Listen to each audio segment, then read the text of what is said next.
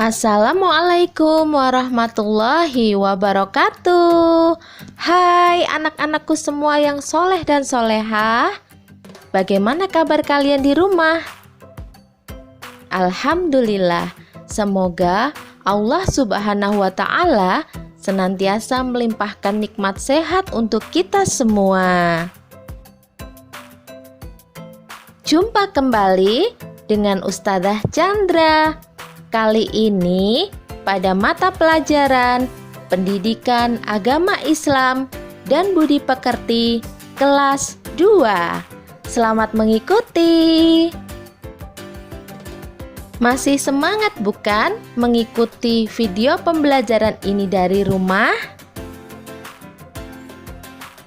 Jika sudah siap, langsung saja kita awali dulu pembelajaran kita hari ini dengan membaca basmalah bersama-sama. Bismillahirrahmanirrahim. Semoga dengan bacaan basmalah tadi, apa yang akan kita pelajari senantiasa diberikan kemudahan oleh Allah Subhanahu wa Ta'ala. Pada video pembelajaran hari ini, kita sudah sampai pada pelajaran 8, yaitu senang bisa membaca Al-Quran. Siapa nih di antara anak-anak ustadzah yang soleh dan solehah ini yang gemar atau memiliki hobi membaca Al-Quran? Tahukah kalian, apabila kita membaca satu huruf saja yang ada di dalam Al-Quran, maka kita akan mendapatkan 10 pahala kebaikan. Iya, 10 pahala kebaikan hanya dengan membaca satu huruf saja yang terdapat di dalam Al-Quran. Apalagi jika kita membaca satu surat penuh di dalam Al-Quran. Misalkan saja surat Al-Asr. Sebelum kita membaca surat Al-Asr bersama-sama, yuk kita mengenal lebih dekat surat Al-Asr. Kata Al-Asr artinya masa atau waktu. Di dalam Al-Quran, surat Al-Asr terdapat pada juz ke-30 atau yang sering kita sebut sebagai juz amma dan menempati urutan ke-103 di dalam Al-Quran. Namun, berdasarkan urutan surat yang diturunkan oleh Allah, surat Al-Asr merupakan surat yang ke-13 setelah surat Al-Insyirah. Surat Al-Asr terdiri dari 3 ayat dan termasuk dalam golongan surat Makkiyah, yaitu surat yang diturunkan di kota Mekah atau surat yang diturunkan sebelum Rasulullah Shallallahu Alaihi Wasallam hijrah ke Madinah. Nama surat Al-Asr ini diambil dari ayatnya yang pertama.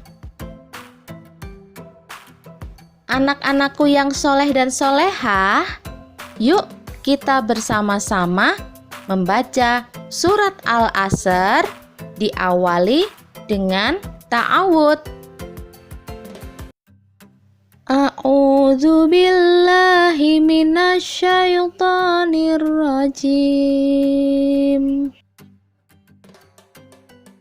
Bismillahirrahmanirrahim. Wal 'asr. Innal insana lafi khusr illalladzina amanu wa amilus solihati wa tawasau bil haqqi wa tawasau bis sabar. Shadaqallahul adzim. Artinya, aku berlindung kepada Allah dari godaan setan yang terkutuk. Dengan menyebut nama Allah yang Maha Pengasih lagi Maha Penyayang. Demi masa, sungguh manusia berada dalam kerugian, kecuali orang-orang yang beriman dan mengerjakan kebajikan serta saling menasehati untuk kebenaran dan saling menasehati untuk kesabaran. Maha benar Allah dengan segala firman-Nya. Anak-anakku yang soleh dan solehah, itulah tadi lafal dan terjemahan dari surat Al-Asr. Selain menghafal dan mengetahui terjemahan dari surat Al-Asr, kita juga diwajibkan untuk mempelajari apa makna yang terkandung di dalam surat Al-Asr. Ayat pertama di dalam surat Al-Asr menjelaskan mengenai waktu.